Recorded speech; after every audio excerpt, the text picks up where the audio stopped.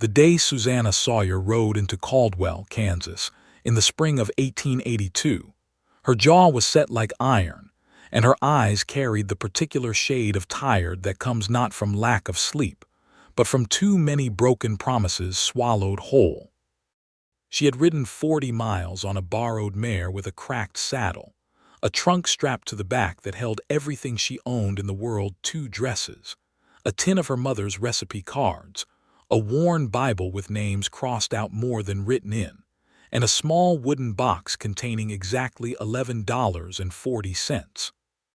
She had no plan beyond the next meal and no hope beyond the next sunrise, which suited her fine because plans and hopes were things other people made and then failed to keep. And Susanna had decided somewhere between Wichita and nowhere that she was entirely done with both. Caldwell sat at the edge of civilization in 1882, the last town on the Kishom Trail before the Indian Territory stretched south in a vast and unforgiving expanse. It smelled of cattle and sawdust and ambition, the way all cattle towns did. The main street was a long strip of saloons, a general store, a livery, a land office, a boarding house, a church that looked embarrassed to be standing next to a saloon, and a small doctor's office with a hand-painted sign that had been weathered down to near illegibility. Women walked with purpose and men leaned against posts watching the cattle drives come and go as though the spectacle never grew old, which for some of them it genuinely had not. Susanna pulled her mare to a stop in front of the boarding house, run by a woman named Mrs. Clara Prout, who was 62 years old, wide as a doorframe, and possessed of an almost supernatural ability to determine a person's character within 30 seconds of meeting them. She took one look at Susanna Sawyer climbing down from her horse with the careful deliberateness of someone who had been in the saddle too long and hurt too many times in ways that had nothing to do with riding, and she said, "You are not passing through." Susanna looked up at her. "I am not passing through," she agreed. "You will want a room and possibly employment, both if you can manage it." Mrs. Prout studied her for another moment. "You cook."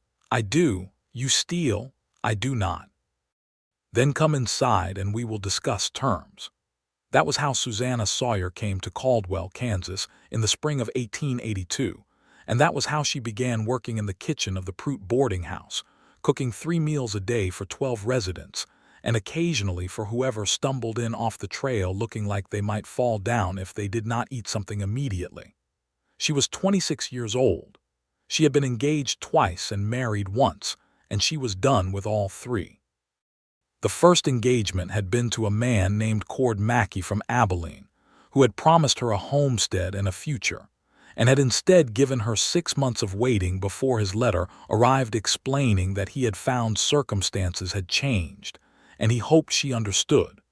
She had not understood, but she had accepted it with the stoic practicality that was her nature and moved forward. The second engagement had been to a man named Robert Finch, who was a banker's son, and therefore believed that his word was as good as a contract when in fact it was worse, because at least contracts had legal remedy when broken. Robert Finch had promised her a house on Maple Street in Wichita and a wedding in June, and instead had taken both the house and the June date and applied them to a girl whose father owned half the county's grazing rights. Susanna had been informed of this development by a mutual acquaintance at a church social, which meant she had learned of her own abandonment while holding a piece of lemon cake she could no longer taste. The marriage had been to a man named Thomas Sawyer, whose name she had kept because it was hers now, and because erasing his name from her life would have required more energy than she had available. Thomas Sawyer had been charming in the way that certain men are charming when they want something from you, and considerably less charming once they have it. He had promised her faithfulness and partnership, and a shared life built on honest work, and he had delivered for about 11 months before the gambling debts and the particular woman in Dodge City made themselves known simultaneously. The divorce had been granted in 1881, which was unusual enough to raise eyebrows, but Susanna had found a sympathetic judge and a good enough reason, and now She was free in the way that empty rooms are free completely and without warmth. So she cooked. She cooked biscuits at 4 in the morning and stew at noon, and whatever the season allowed for supper, and she was good at it, genuinely good, the way some people are good at things that require patience and precision and care. She talked to Mrs. Pruitt in the evenings when the kitchen was clean and the residents were settled. She traded nods with the other women in town, the schoolteacher, the preacher's wife, the woman who ran the millinery shop and had opinions about everything. She did not, under any circumstances, encourage the attentions of any of the men who ate her cooking, and occasionally lingered longer than eating required. There had been 3 in the first month alone who had tried. A cattle buyer from Texas named Wallace had left her a bouquet of wildflowers on the kitchen windowsill. A young cowhand named Davis had asked if he might walk with her to the church social. A traveling merchant named Putnam had been brazen enough to tell her directly that she was the finest woman he had encountered between Wichita and the Texas border, and that he would very much like to court her. To each of them, in different words but with the same unmistakable finality, Susanna had explained that she was not interested and that no amount of persistence would change this. Wallace had taken it graciously. Davis had blushed and apologized. Putnam had tried twice more before accepting the situation. She was not cold about it. She was simply clear, in the way that a river running over smooth stone is clear, transparent, and inevitable and without malice. "You are going to die alone," Mrs. Pruitt told her one evening in October, not unkindly, over cups of coffee that were too hot but both of them drank anyway. "Then I will die alone," Susanna said. "That is a waste of a remarkable woman." "Perhaps, but it is better than the alternative I have tried." Mrs. Pruitt said nothing more about it that evening, which Susanna appreciated. Henry Atkins arrived in Caldwell on a Wednesday in late October, 1882, riding a horse that was better than most men in that town deserved, and wearing a duster that had seen considerable weather without complaint. He was 30 years old, which was evident in the way he carried himself, not young enough to be careless, and not old enough to have given up on anything yet.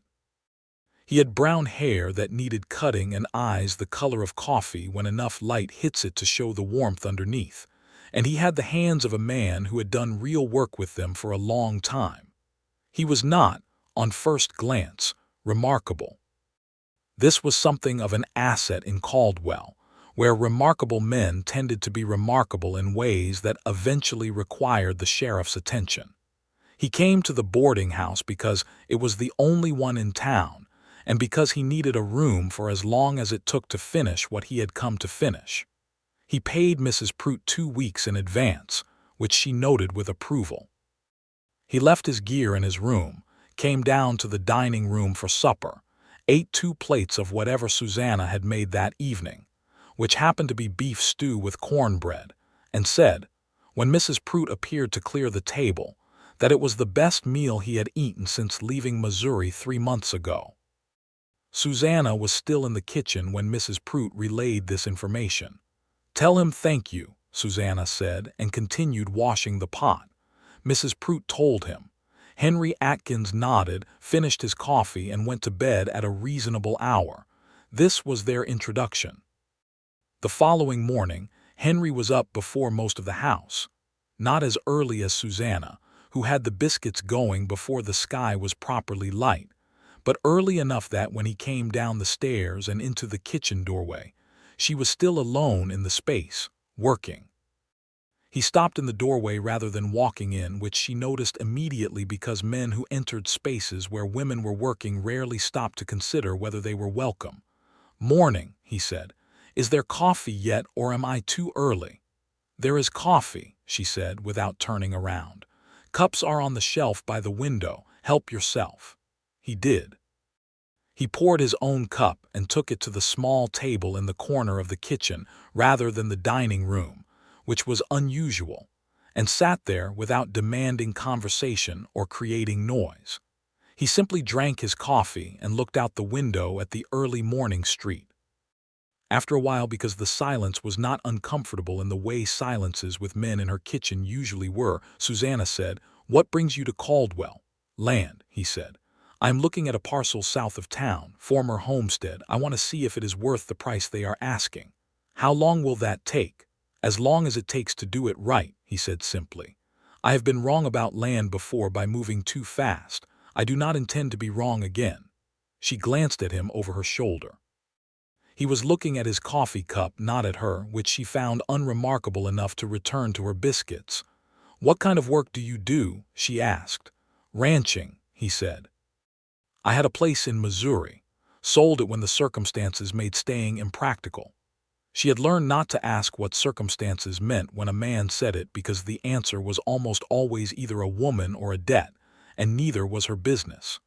They did not speak much more that morning.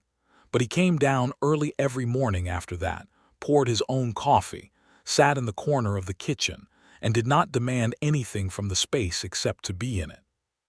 By the end of the first week, Susanna had stopped noticing him there the way you stop noticing a piece of furniture that has found the right place in a room. The other residents noticed him in other ways. There were 3 cattle buyers, 2 traveling salesmen, a lawyer named Good who had come to handle some property matter and stayed longer than expected, and a retired Army sergeant named Holloway who had opinions about everything and voiced them at every meal. Henry Atkins was quiet among these men, not sullen, but simply preferring to listen more than he spoke, which in that dining room was a skill that took considerable discipline. Susanna overheard them talking one evening when she brought out the coffee pot. The cattle buyers were discussing the land south of town, the Kimber parcel, they called it, and their opinions of it ranged from worthless to overpriced. Henry sat at the end of the table and said nothing until one of the buyers made a statement about the water rights being impossible to establish, and then he said, briefly and without apparent ego, "The water rights were settled in the county records in 1878. I checked yesterday." There was a short silence. "You have looked into this," one of the buyers said. "I have," Henry said. "Are you planning to purchase it?" "I am considering it," he said, "which is different." Susanna refilled cups and went back to the kitchen and did not think about it again. Except that she did think about it, a little in the way you think about a stone in your boot, not a source of real pain but something you are aware of with each step. There was something about the man that she could not entirely dismiss, and this irritated her precisely because she had gotten very good at dismissing men entirely. He was not trying to impress her. He was not angling for her attention. He helped himself to coffee and said please and thank you with the automatic ease of someone raised to say them. And he looked at her the way a person looks at someone they find genuinely interesting without any overlay of agenda that she could detect. She trusted this observation about as far as she could throw the cook stove. In November, a problem arrived in the form of a man named Dale Kessler, who was a drover recently returned from a cattle push to Dodge and in possession of too much money and too little sense. He had been in Caldwell 3 days before he discovered that Mrs. Pruitt's boarding house had the best kitchen in town, and he began appearing at mealtimes with the particular persistence of a man who has decided that a woman's disinterest is a challenge rather than a fact. Susanna dealt with him the first time with politeness, and the second time with firmness, and the third time she was in the kitchen, and Mrs. Pruitt was busy with the accounts, and Kessler came through the kitchen door rather than using the dining room entrance and stood in her space uninvited, and her patience reached its edge. "You need to leave this kitchen," she told him. "I just want to tell you something," he said. "I do not want to hear it. Now that is not very friendly." "I am the cook," she said, "not the entertainment. Leave." He did not leave immediately. He stood there with the slightly unfocused look of a man who had been drinking since noon and had arrived at the stage where other people's clear instructions failed to fully register, and he was saying something else when Henry Atkins appeared in the kitchen doorway. He had come down for his evening coffee a little earlier than usual. He took in the scene in roughly 2 seconds, Susanna at the counter with her shoulders squared and her eyes hard, Kessler between her and the door with that particular stance that men who are used to getting their way adopt when they are not getting it, and he said, conversationally, "Kessler, Mr. Good was looking for you in the parlor. Something about your cattle contract." Kessler turned. "Good. He came in about 10 minutes ago, asking after you specifically." Kessler squinted, processing this, and then moved toward the doorway, and Henry stepped aside to let him through and watched him go down the hall and then turned back to the kitchen. Susanna had not moved. Good was not looking for him, she said. "No," Henry agreed. "He poured his coffee. But it will take him 15 minutes to figure that out, and by then he will have found something else to be interested in." "Thank you," she said after a moment. "Does he bother you regularly?" "He has made 3 attempts," Henry nodded. "I can make sure he understands the situation more clearly if it happens again." "I can handle my own situations," she said, and there was an edge in her voice that she did not entirely mean to put there. "I know you can," he said without any defensiveness. "I just wanted you to know the offer is there." She looked at him then properly, the way she had been avoiding looking at him, and he met her eyes without flinching or angling or trying to make anything of the moment. He drank his coffee and set the cup down and said, "Good night, Mrs. Sawyer," and went back upstairs. She stood in the kitchen for a moment after he left, holding the edge of the counter, aware of something shifting inside her that she did not immediately have a name for, and was not sure she wanted to find one. Over the next 2 weeks, she paid attention to Henry Atkins in the way that people pay attention to things they are trying to convince themselves they are not paying attention to. She noticed that he was careful with his words and generous with silence. She noticed that he asked questions of the other residents and listened to the answers, actually listened, rather than waiting for his turn to speak. She noticed that he went out in the mornings to inspect the land he was considering and came back in the evenings covered in the particular dust of honest work. She noticed that when Holloway, the retired sergeant, went on too long about something self-righteous, and several of the other residents rolled their eyes, Henry engaged the man with genuine questions until Holloway felt heard, and the conversation naturally resolved itself. She noticed all of this, and she told herself it was simply the observation of a woman who had become a good reader of men through painful experience, which was true, but it was not the whole truth. The whole truth was that Henry Atkins was nothing like any man she had trusted before, and this terrified her far more than any man who was exactly like every man she had trusted before. In December, the first real cold arrived, and with it, a wave of new travelers seeking rooms at the boarding house before the hard weather set in.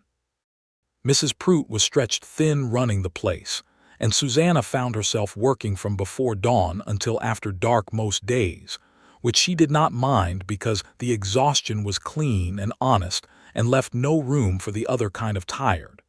Henry extended his stay. He had made an offer on the Kimber parcel and was waiting on the paperwork through the county land office, which in 1882 meant waiting longer than anyone wanted to for anything.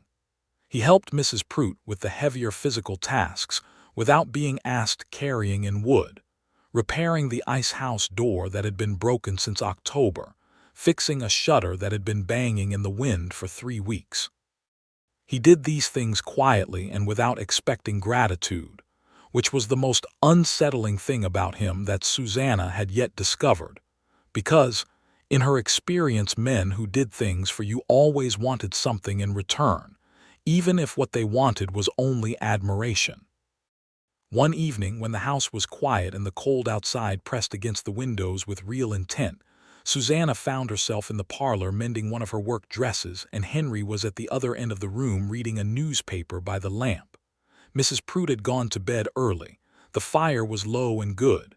"Can I ask you something?" he said, after a long, quiet time. "You can ask," she said.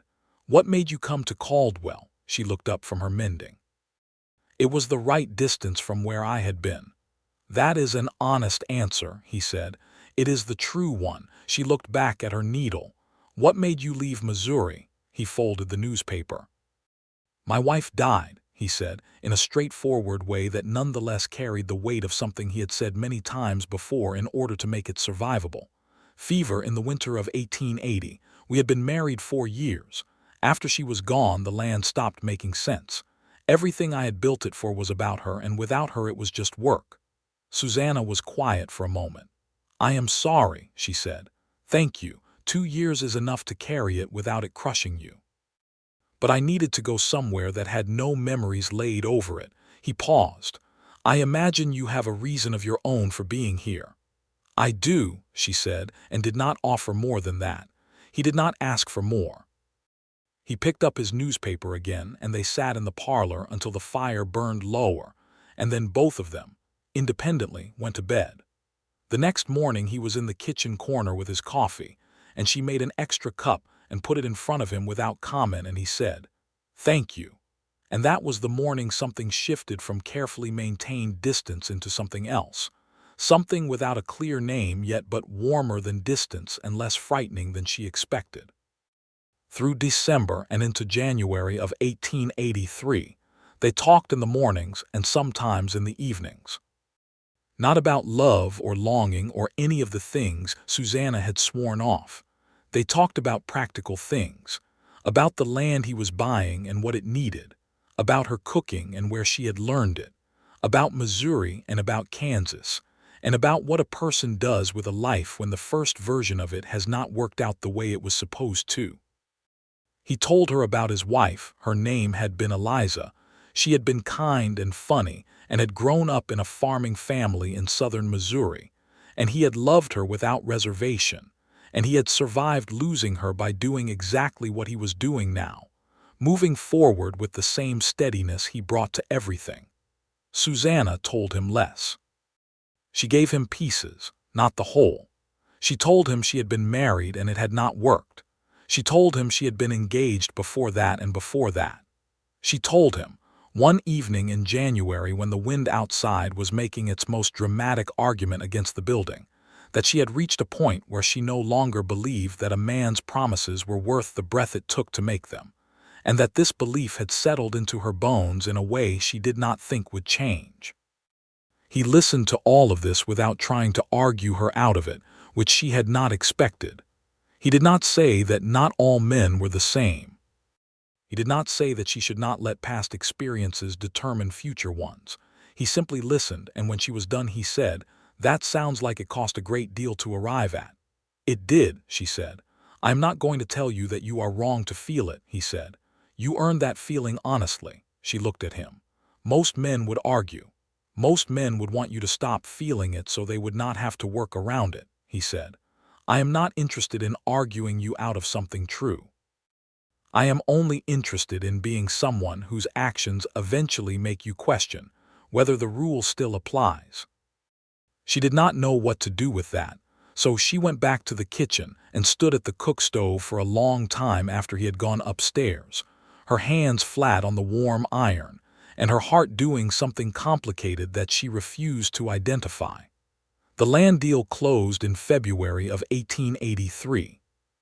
Henry Atkins became the legal owner of the Kimber parcel, which was 340 acres south of Caldwell with a creek on the north edge, and a dilapidated but structurally sound farmhouse on a small rise.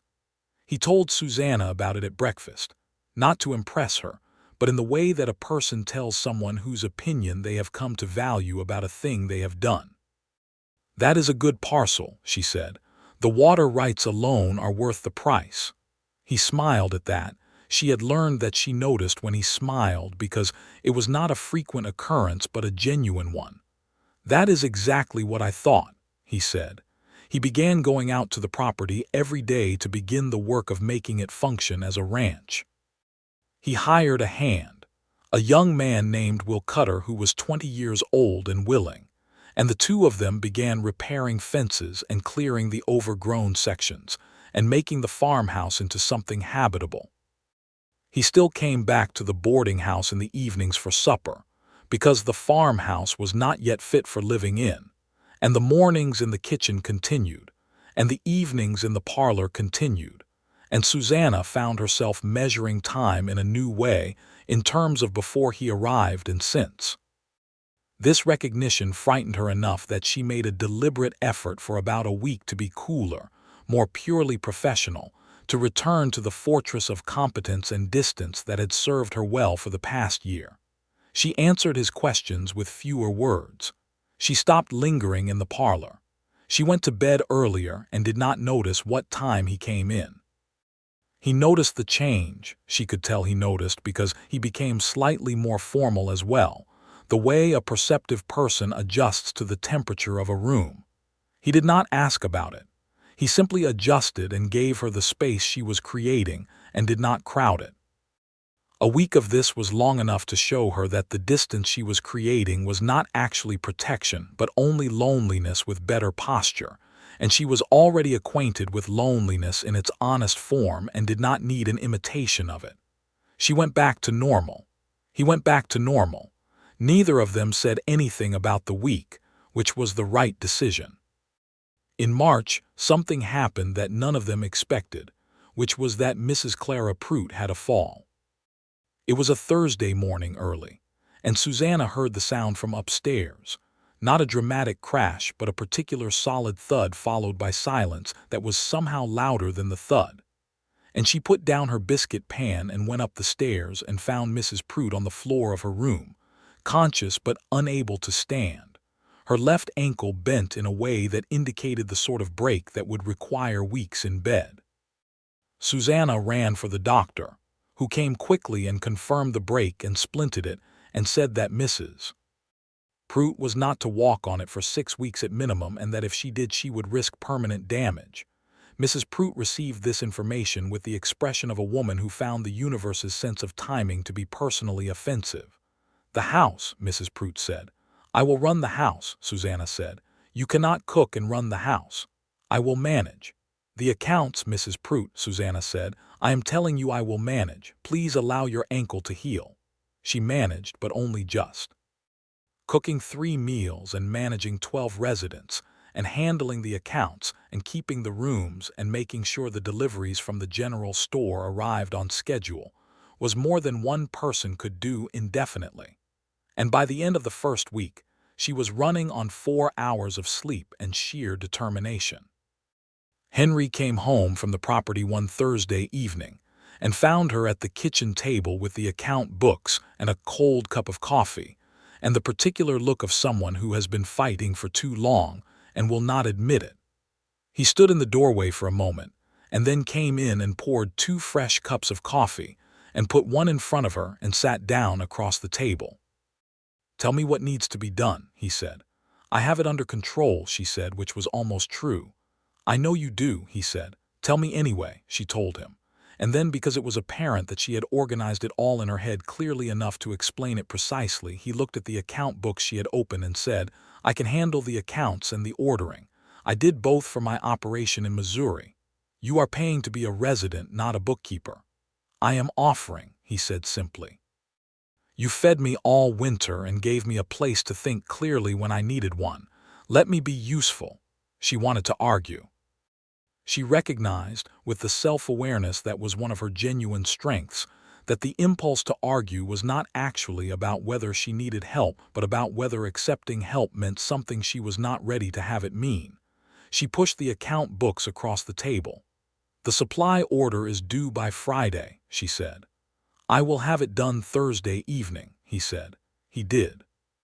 He had it done Thursday afternoon, actually, and left the completed order on the kitchen table with a note explaining 2 places where Mrs. Prout had been overpaying for flour relative to what another supplier in town was offering. Susanna read the note twice and then began working on supper and allowed herself, very carefully, to feel something close to gratitude that did not have any fear attached to it. Through March and into April, they ran the boarding house together in the practical way that 2 competent people fall into an efficient rhythm when the goal is clear and neither of them is more interested in being seen than in the work itself. Henry handled the accounts and the dealings with suppliers and the heavier physical maintenance. Susanna ran the kitchen and managed the rooms and kept the schedule. They worked around each other in the small spaces of the house with the ease of long familiarity, though they had known each other only 6 months, because some people learn each other's rhythms quickly, and some rhythms are simply compatible from the start. Mrs. Prout watched all of this from her bed with the satisfied expression of a woman who has been managing people long enough to know when they are doing what they were always going to do. "He is a good man," she told Susanna one afternoon in April when Susanna brought her lunch. "He is a reliable man," Susanna said carefully. "That is the same thing at bottom." "No, it is not. Reliability is observable. Goodness requires more evidence." Mrs. Prout looked at her over her soup spoon. "How much more evidence are you planning to require?" "Enough," Susanna said and left the room. In the evenings of that April, when the work was done and the house was quiet, Henry and Susanna sat together more often than not, in the kitchen, in the parlor, sometimes on the front step when the weather was mild enough, with the wide Kansas sky doing its late evening thing of turning colors that no painter had ever quite gotten right. They talked about everything. About the ranch he was building, about the cattle he planned to run, about the kind of operation he wanted to create, not large but sound, built on honest land and careful management. About her cooking and whether she had ever thought of something beyond a boarding house kitchen. About what kind of life felt right and what kind felt borrowed, and what the difference between them was. One evening in late April, sitting on the front step with the last of the daylight going, she told him about Thomas Sawyer. Not everything, but enough, the charm and the promise and the long unwinding of both, the gambling and the woman in Dodge and the end of it. She told it without drama, the way she had learned to tell hard things, as facts that had happened and shaped her but did not define her. She told him about the engagements before that, about Cord Mackey and Robert Finch and what each of them had cost her in ways that money could not cover. When she finished, he was quiet for a long moment, watching the last light on the edge of the horizon. Then he said, "Every single one of those men did not deserve you. That is easy to say." "It is true to say," he said, "and I understand why you built the walls you built. I built some of my own after Eliza. Not the same walls and not for the same reasons, but I know what it is to decide that certain kinds of hope are too expensive to carry." She looked at him. "What changed for you?" He thought about this honestly, the way he thought about everything. "I realized that the wall was keeping out grief but also keeping out everything else, and everything else seemed worth the risk of grief eventually." He paused. "I'm not trying to tell you anything with that. I'm just answering your question." "I know," she said. They sat there until the sky was fully dark and the stars came out enormous in the Kansas way. And then they went inside, and she went to bed and lay there for a long time thinking about walls and what was on the other side of them. May brought warmth and the smell of prairie grass, and the first cattle drives of the season moving north through Caldwell on their way to the railheads.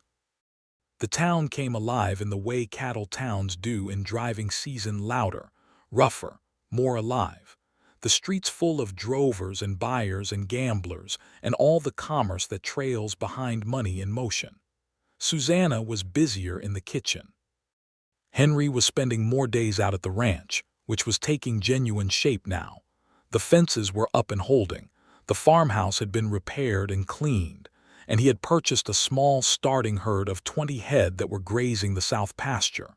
He came back to the boarding house 4 nights a week now, and stayed at the ranch the other 3. On the nights he was at the ranch, the house felt different in a way Susanna did not examine directly. Mrs. Prout was up and walking again by the middle of May, slowly, and with a cane she despised and refused to acknowledge needing, and the full operations of the house returned to her capable hands. This meant Susanna was back to just the kitchen, which was a relief in terms of hours and a slightly strange deflation in terms of purpose, because the past 2 months of running the place with Henry had been, she could not deny it, among the most satisfying work she had ever done. One afternoon in late May, Henry came in from the ranch earlier than usual. He found Susanna in the kitchen. She was alone, working on the bread for supper, and the kitchen was warm and smelled of flour and yeast, and the particular honest goodness of something being made from the simplest ingredients. He stood in the doorway. He always stopped in doorways, she had noticed, and she had never asked why, but she thought it was a courtesy, a way of checking whether he was welcome before entering, and he said, "Can I talk to you for a moment?" She looked up. Something in his tone was different, not serious in a bad way, but serious in the way of something that had been considered carefully. "I am not going anywhere," she said. He came in and stood at the counter. He did not take his coffee. He looked at her directly in the way she had come to know meant he was being fully honest about something. "I have been thinking about something for a while," he said, "and I have been trying to work out the right way to say it, and I have decided there is no perfect right way, so I am going to say it plainly." She put down her bread and turned to face him and waited. "I am in love with you, Susanna," he said. "I have been for some time. I am not telling you this to pressure you or to ask for anything you have not decided you want to give. I am telling you because you deserve to know it as a fact, not because I expect it to change anything immediately." She was quiet for a moment. She had known it was coming. Some part of her had known for weeks that this conversation was approaching, the way you can feel weather changing before the sky shows it. And she felt something rise in her that was both what she had been afraid of and something else entirely, something she had not felt in so long. She almost did not recognize it: warmth, real warmth, and longing, and fear in equal measure, the kind of fear that comes not from danger but from the edge of something that matters. "I have told you what I went through," she said. "You have," he said. "You heard me say that I am done with men who make promises." "I heard you," he said, and then he did something she did not expect. He said, quietly and with that complete steadiness that was as much a part of him as his brown eyes and his weathered hands, "Then I will make just one, and I will make it one that I intend to keep before you can decide whether to object." She looked at him. "Henry, I promise," he said, "that I will never be something that adds to that list of men who disappointed you. I promise not a future or a house or a wedding or anything that is contingent on your reciprocation. I promise only this, that whatever I am to you, whether a friend or a neighbor or eventually something more, I will be it honestly and I will not stop being it. That is the only promise I am making, and it is already made." Susanna Sawyer stood in the kitchen of the Prout boarding house in Caldwell, Kansas, on a warm afternoon in May of 1883, and she felt the promise land somewhere inside her before she could raise any of her carefully constructed arguments against it. It had been made too quickly, too plainly, too honestly, without the theatrical flourish of the men who had promised her things before, and somehow that was exactly the thing that made it impossible to dismiss. She was quiet for a long moment. Then she said, her voice slightly less steady than she intended, "That is a strange kind of promise." "It is the kind I can keep," he said. She looked at him for a long time, this man who had come in off the Kishom Trail in October and made his own coffee and sat quietly in her kitchen and helped with the accounts without expecting anything and listened without arguing and loved her apparently without demanding anything in return for it. "I think," she said carefully, "that I may need some time." "Take whatever you need," he said. "And you will not, I will not push," he said. "I will just be here, doing what I have been doing." She turned back to her bread. "Then go have your coffee," she said. "Supper is at 6. He did. He poured his coffee and sat in the corner, and the afternoon went on, and something between them had changed in the clear and permanent way that real things change. Not dramatically or all at once, but solidly, the way ground settles after rain. June came, and with it the high summer heat of southern Kansas. The cattle drives were in full swing, and the town was at its most alive and most chaotic, and Susanna cooked enormous amounts of food every day and fell into bed exhausted every night. She and Henry talked every morning and most evenings when he was at the boarding house, and what had changed between them was that now she talked to him differently. Not with the self-protective precision of someone who is being careful, but with the gradually increasing ease of someone who has decided, slowly and without fanfare, to trust. She did not make a declaration. She was constitutionally unsuited to declarations. but she began asking him questions about the ranch with genuine curiosity, about the cattle and the grazing and what he planned for the coming year. And he answered with the enthusiasm of a man who had poured himself into something and was pleased to share it. She went out to the ranch property one Sunday morning in June, having told herself she simply wanted to see what the country looked like south of town, and he walked her around the whole of it in the morning light, showing her the creek and the south pasture and the repaired farmhouse on its small rise. She stood on the front porch of the farmhouse and looked out over the grass that went to the horizon in every direction and said, "It is very quiet out here." "That is one of the things I like best about it," he said. "I think I might like that too," she said, mostly to herself. He did not jump on the statement or make anything of it. He pointed out a hawk turning circles over the south pasture. In July, on an evening when the heat was so present it felt like a physical presence in the room, Susanna came to find him in the parlor after she had finished in the kitchen, and she sat across from him with the kind of deliberateness that indicated she had been working up to something. "I am going to say something," she said. "All right," he said. "I am not entirely sure how to say it, which is unusual for me." "Take your time," he said. She looked at her hands, then at him. "I think," she said, "that I have been waiting for you to stop being what you are. I have been waiting for the part where it becomes something else, where the promise gets broken or the man underneath turns out to be different from the man on the surface. And I have been waiting for 7 months and it has not happened, and I am starting to think it might not happen, and I do not know what to do with that." He was very still. "I think," she continued, her voice quiet but steady, "that I have feelings for you that I have been refusing to acknowledge because acknowledging them meant risking everything I decided after Thomas Sawyer. And I am tired," she said, and her voice shifted slightly on the word, not breaking but becoming more honest. "I am tired of the refusing. I am tired of the walls." Henry put down his newspaper very carefully. He said, "Susanna," and the way he said her name had everything in it. "Do not say anything sentimental," she said quickly. He almost smiled. "I was going to say that you are the most careful and precise and genuinely good person I have met in 30 years on this earth, and that I have been content to wait for as long as it took because whatever you decide about me, you are worth being known." She looked at him for a long moment. Then she said, very quietly, "I think you might be worth trusting."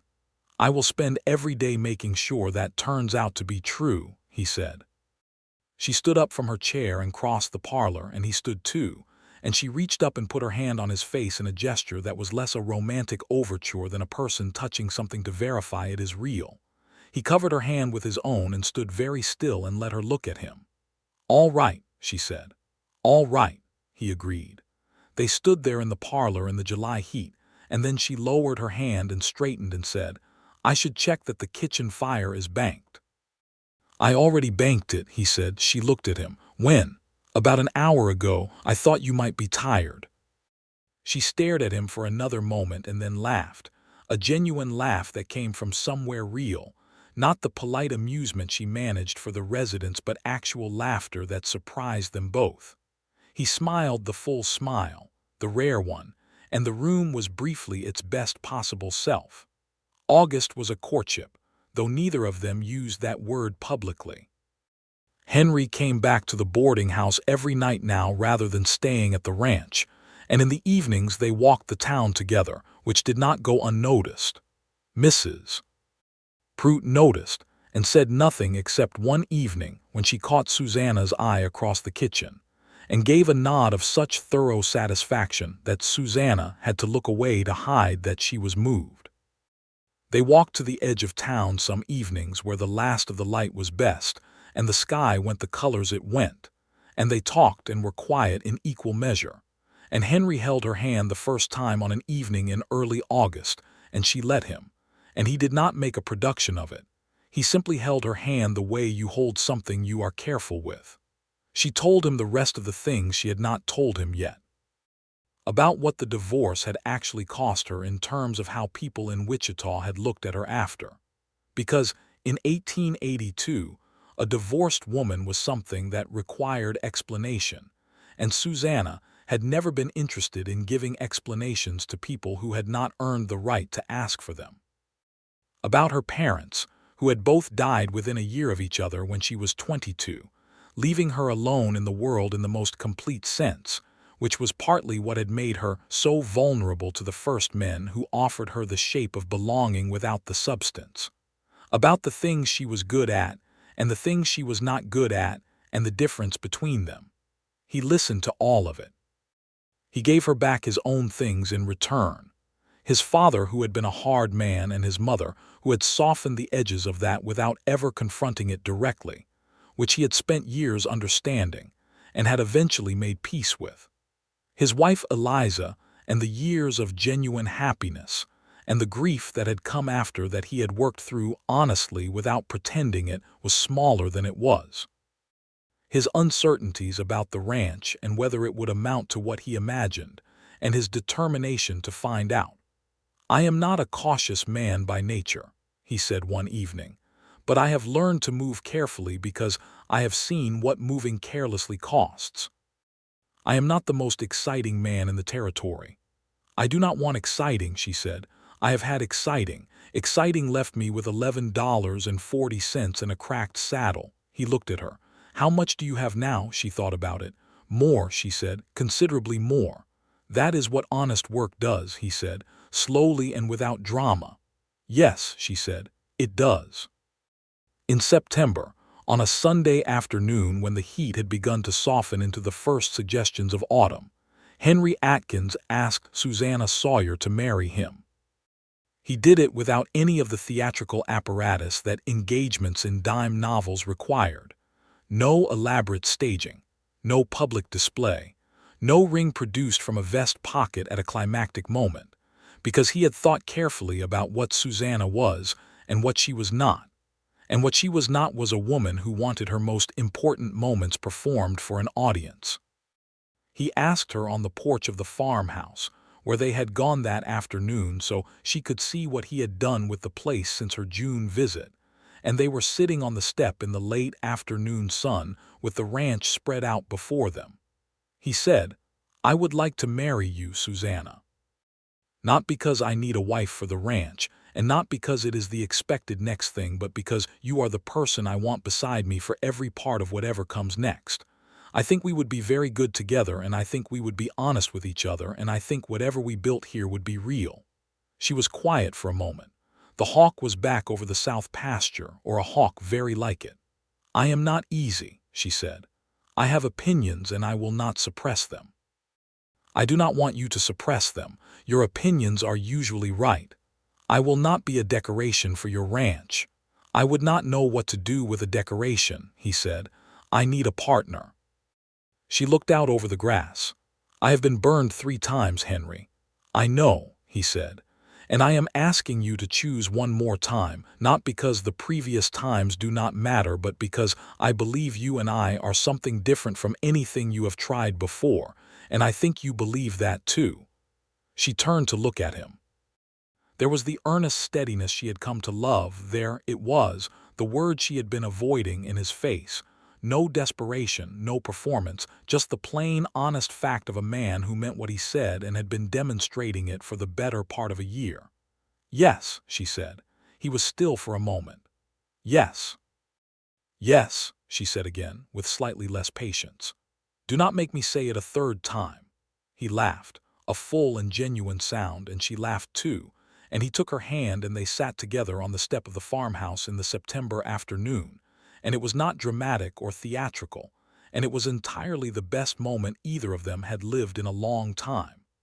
They were married in October of 1883, 1 year and nearly to the week after Henry had ridden into Caldwell. The ceremony was at the small church that had been embarrassed to stand next to the saloon, which was now slightly less embarrassed because the saloon had burned down in July and had been replaced by a millinery shop. The preacher was a young man named Foster who had not been in town long enough to have prejudices about divorced women, which Susanna found refreshing. Mrs. Prout stood up as her witness, looking as though the event had been her personal project from the beginning, which in some ways it had been. Henry's ranch hand, Will Cutter, stood up for Henry, having grown fond of both of them in the way that young men growing up get fond of people who treat them fairly. The service was plain and sincere and short, which was exactly what both of them wanted. Susanna wore her second-best dress, which was blue, because her best dress was white, and she had always considered that a statement she did not need to make. Henry wore a clean suit that had been pressed and looked respectable. They stood facing each other in front of the preacher and said the words they meant, and when it was done, Henry kissed her with the same careful deliberateness he brought to everything important, and Mrs. Prout made a sound that was probably a cough but fooled no one. They had supper at the boarding house afterward, a dinner that Susanna had cooked herself because she did not trust anyone else's food for her own wedding, which everyone present found completely characteristic. There was beef and cornbread and apple cake and good coffee, and the residents of the boarding house and a handful of the townspeople they had come to know came and ate and talked, and it was a good evening, warm and real. They went to the farmhouse that night, which was now fully habitable, clean and solid with the furniture Henry had acquired over the summer, and the few pieces Susanna had brought from the boarding house that Mrs. Prout had pressed on her. Standing in the front room of the farmhouse with the October night around them and the stars enormous through the window, Susanna looked at the room and the ranch and the man she had married and felt something she had almost forgotten was possible: certainty. Not the blind certainty of someone who had not been hurt, but the earned certainty of someone who had gone through enough to know the real thing when she finally stood in it. "It is very quiet," she said. "Still like it?" he asked. "Yes," she said. "I still like it." The first winter at the ranch was the kind of winter that tests what you have built. The Kansas plains in December and January of 1883 into 1884 were brutal cold that came in from the north without apology, wind that had nothing to break its momentum for 50 miles, and a blizzard in February that kept them snowed in for 5 days. Henry and Will worked the livestock through the worst of it, and Susanna ran the farmhouse with the same efficient practicality she had brought to Mrs. Prout's kitchen, and they were snowbound together for 5 days that turned out to be, she told him later, among the best 5 days of her life. They talked for hours. They played cards. He read aloud to her from the books he had: an almanac, a survey of Kansas history, a novel someone had left at the boarding house that neither of them had expected to find gripping but did. She taught him her mother's recipe for the bean soup that her mother's mother had made before that, and he made it himself the second day, and it was imperfect but decent, and he was disproportionately proud of this. They talked about the ranch and the future and about what they wanted specifically from the years ahead. "I want to expand the herd by fall," he said, "if the spring is good." "If the spring is good," she agreed, "but not so fast we cannot manage it." Agreed. "And I want a proper kitchen garden," she said. "The kitchen garden here is a strip of hard dirt. I want something real. We will put it in when the ground thaws." "I also want a dog," she said. He looked at her with mild surprise. "A dog? I have wanted a dog for approximately 6 years. Thomas Sawyer did not want animals in the house." Henry was quiet for a moment. "We will get a dog," he said. They got a dog in March. A cattle dog from a nearby ranch that had a litter, brownish-black and absurdly energetic, that Susanna named Luther because he had opinions about everything and a very loud bark. Luther was an immediate and devoted companion, following Susanna through the farmhouse and Henry through the fields with equal loyalty and no particular sense of personal limitation. The kitchen garden went in when the ground thawed, as promised, a proper one, 30 feet by 20, with beans and squash and tomatoes, and the herbs she needed for cooking. Henry broke the ground for it on a Saturday morning, and she planted through the afternoon, and by evening she had dirt under her fingernails and aching shoulders, and felt the particular contentment of something made. Spring and into summer of 1884 brought the ranch its first real test of the good variety. The cattle herd performed well, the calves were healthy, the market was strong. Henry rode the drives himself through the season, selling at Caldwell before the drives went north, and the money was enough to consider a second purchase, a smaller parcel to the east that would increase their grazing range. They discussed it over the kitchen table the way they discussed everything, thoroughly, with maps and figures, both of them understanding the land and the money well enough to have a real conversation about it. "I think we do it," Susanna said, after they had gone over the numbers twice. "The water situation on the east piece is less certain, but you can confirm it through the county records the way you did the Kimber parcel." "I can," he said. "It will take another week." "Then take the week," she said. "Do it right." He did it right. The water rights were confirmable, the price was reasonable, the parcel was purchased in September of 1884. The Atkins ranch was now 460 acres, and growing with the steady intentionality that Henry brought to everything.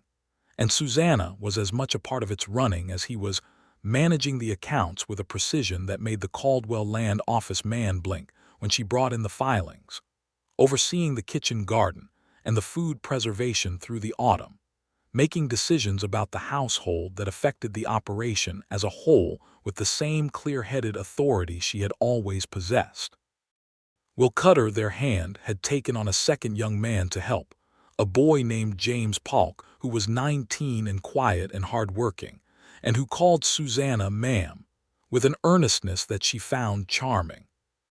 They hired a woman named Dulcie Webb from town to help 2 days a week with the heavier household work during the busy seasons, and Dulcie was forthright and funny, and she and Susanna became friends in the practical, unglamorous way that women in the West became friends, through shared work and plain talk. In the fall of 1884, Susanna told Henry she was pregnant. She told him in the kitchen in the morning, which was where she told him all significant things, and she told him with the characteristic directness of a woman who had learned that dramatic presentations of information served no one. "I believe I am expecting," she said. "The doctor confirmed it yesterday."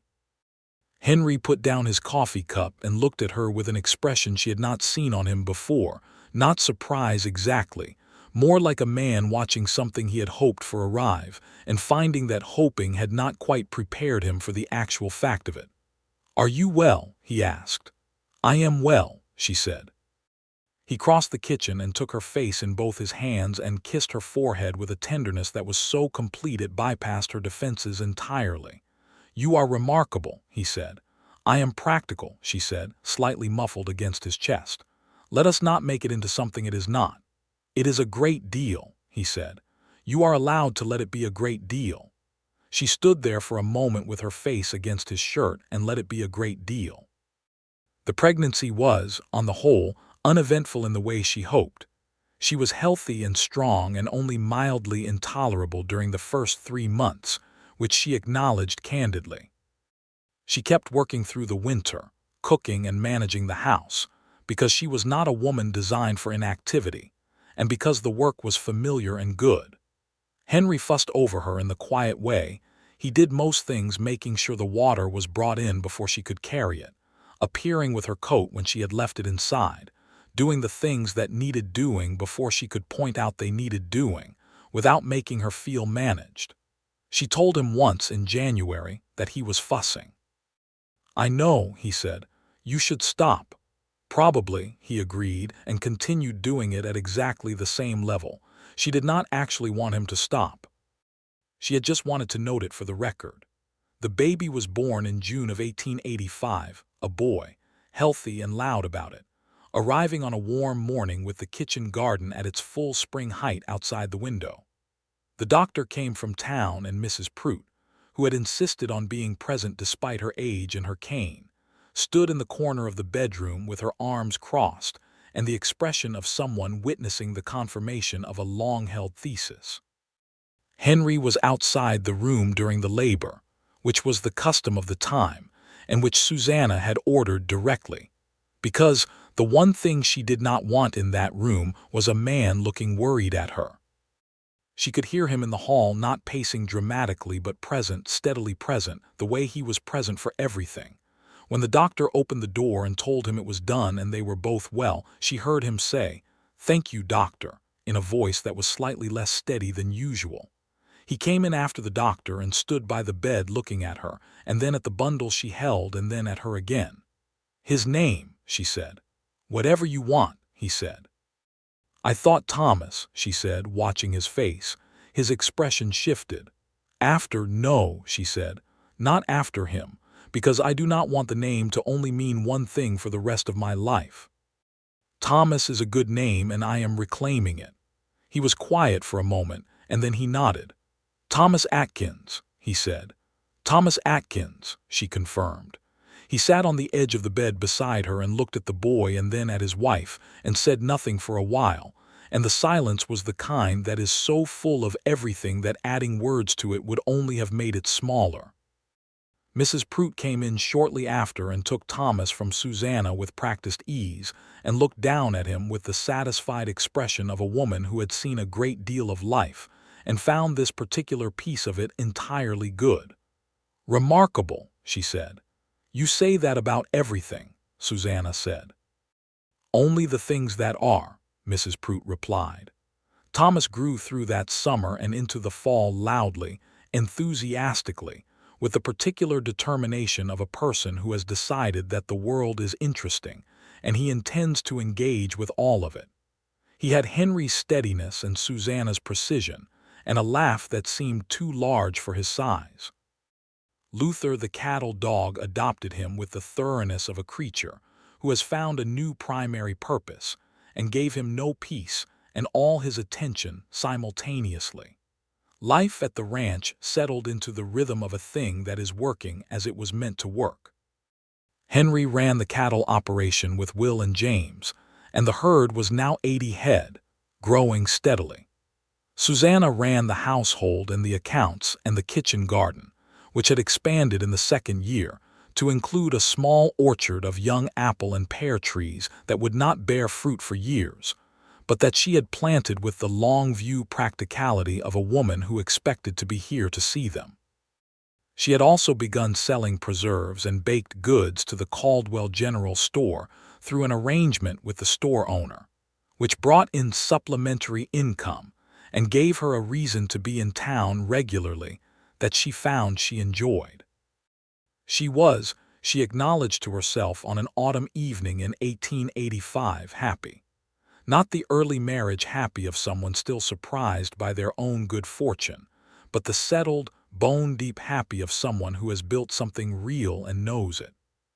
She was in the kitchen, she was often in the kitchen, and Henry came in from the evening rounds and washed his hands at the basin and came to stand behind her at the stove, and he put his hands on her shoulders and she leaned back against him briefly before turning back to the stew. "Good day," she asked. "Good day," he said. "The north fence held in that wind. Will thinks we should shore up the east corner before winter." He is right. Do it before the ground freezes. That is what I told him. He poured his coffee. Thomas was asleep in the next room. She could hear his small breathing through the wall, that particular rhythm that she had memorized without trying to. "What about you?" "Good day," she said.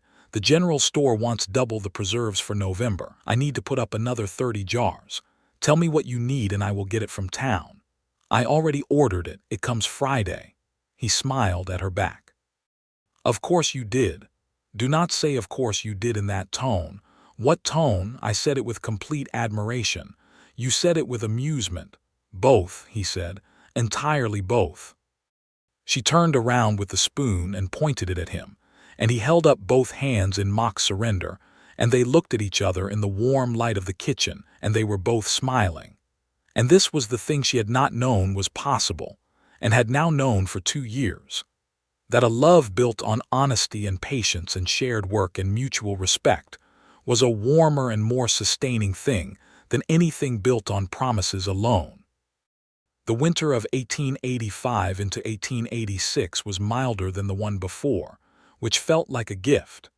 Thomas was walking by then, which meant he was also falling regularly and loudly, and Luther followed him through every tumble with increasing concern. Susanna and Henry had their disagreements. She was opinionated, and he was stubborn in his quiet way, and sometimes these characteristics produced friction. But their arguments were the productive kind that ended in either one of them conceding the point or both of them finding a third position that was better than either original, because they had both learned from their separate histories that the argument was never worth more than the relationship. She told him once, during a disagreement about whether to hire a third hand before the spring drives, "You are being stubborn." "I am being careful," he said. "Those are the same thing right now. The finances do not yet support it." "The finances support it if we do not do the east fence repairs in March and wait until fall." He was quiet, considering this. The east fence needs attention but not immediate replacement. "I have looked at it. Will agrees with me." He looked at her. "You and Will have discussed this. Will is practical and honest, and I value his opinion. He is my ranch hand." "He is also right," she said, without particular apology. Henry was quiet for another moment and then said, "If we wait on the east fence until fall, we have the budget for a third hand." "That is what I said." "You are frequently right," he said, with the deliberate patience of a man making a concession that costs him something but not very much. "I know," she said. "They hired a third hand in March. His name was Pete Ruiz, and he was 23 years old, from a Mexican ranching family that had been in Texas before the American annexation and knew cattle better than most men twice his age.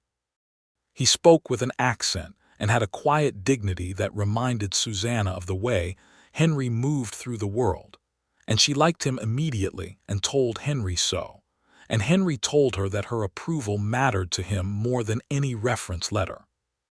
The ranch hired its workers on the basis of competence and character, and Susanna and Henry both understood that in the West of 1886, the line of who was given full dignity and who was not was drawn in ways that were unjust, and they both knew it.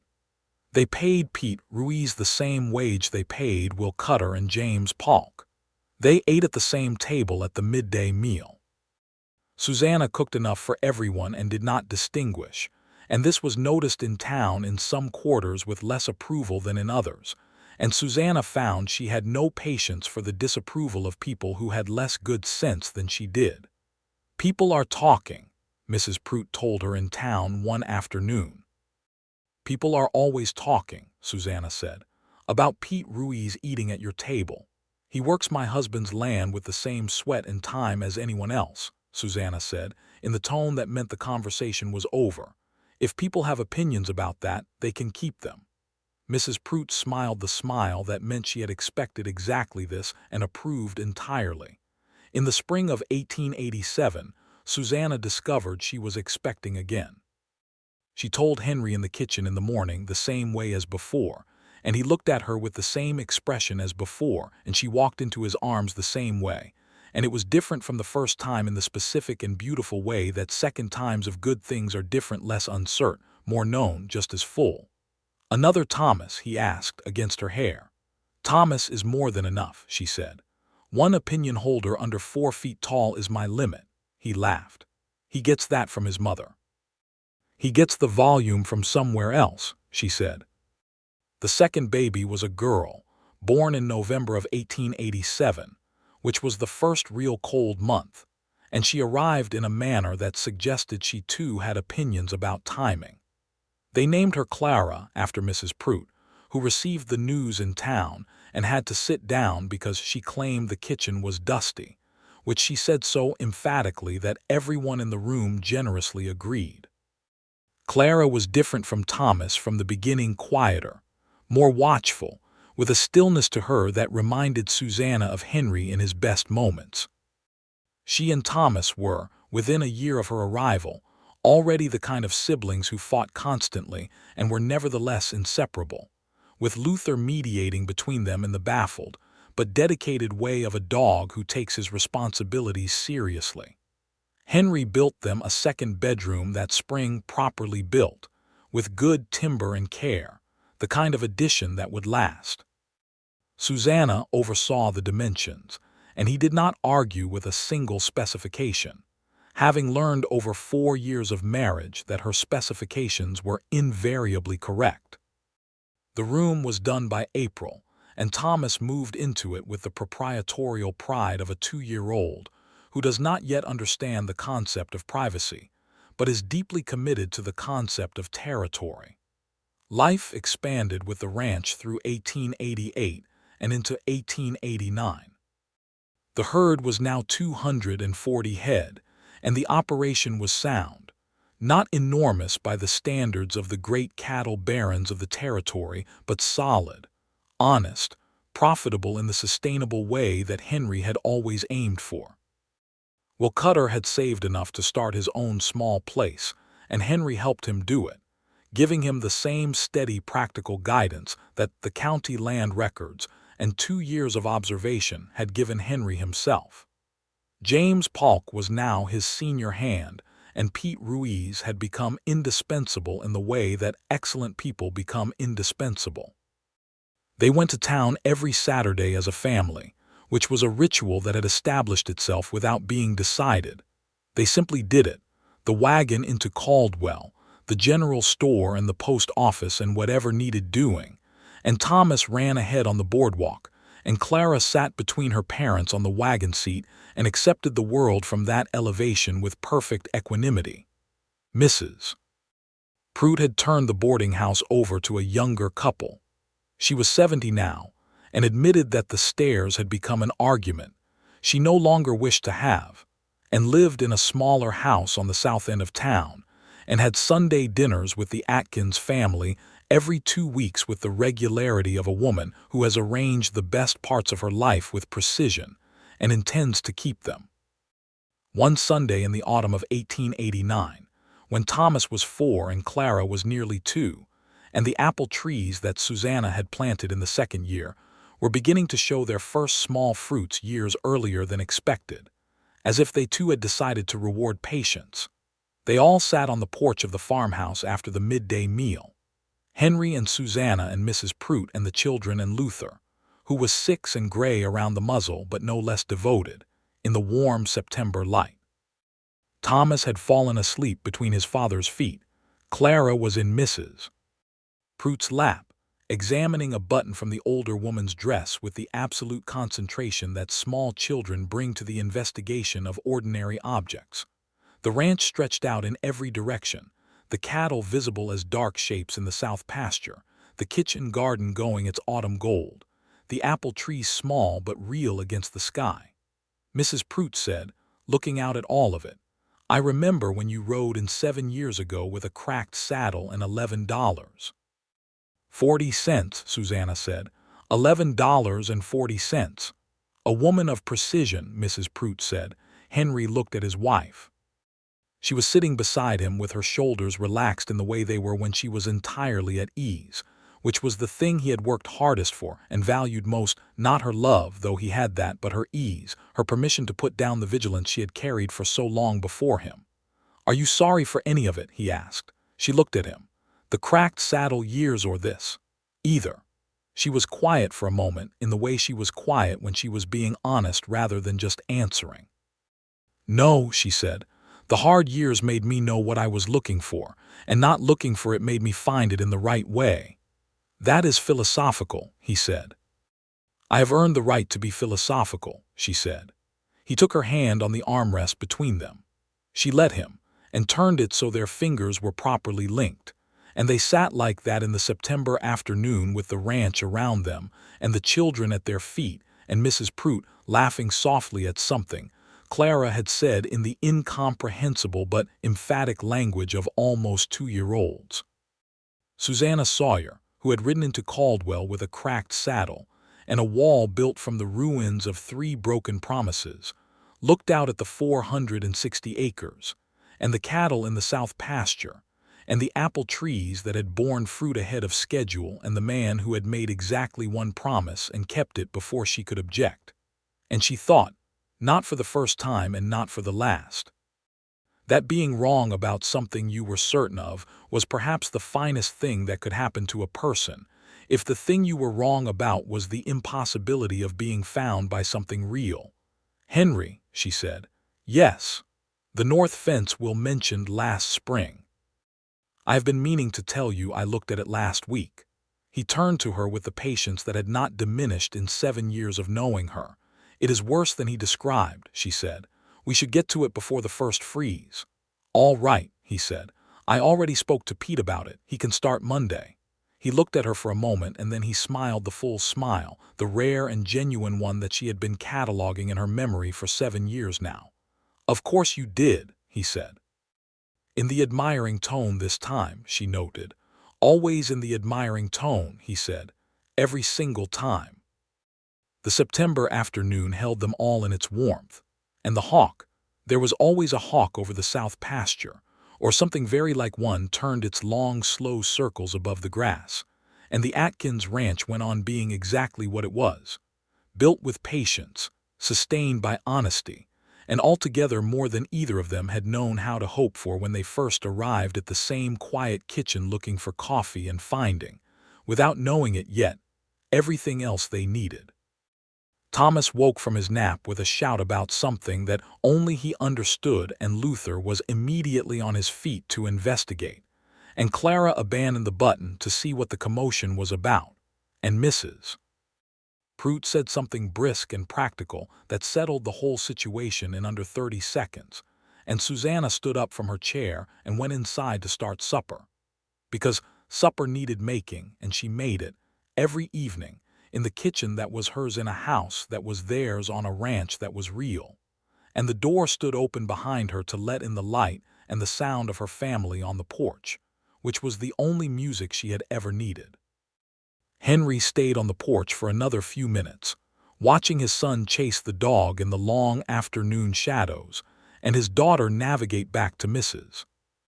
Prout's lap with the purposeful dignity of someone who has identified the best seat in any room. He thought about Missouri and Eliza, and the cold winter of 1880 and the years of motion after.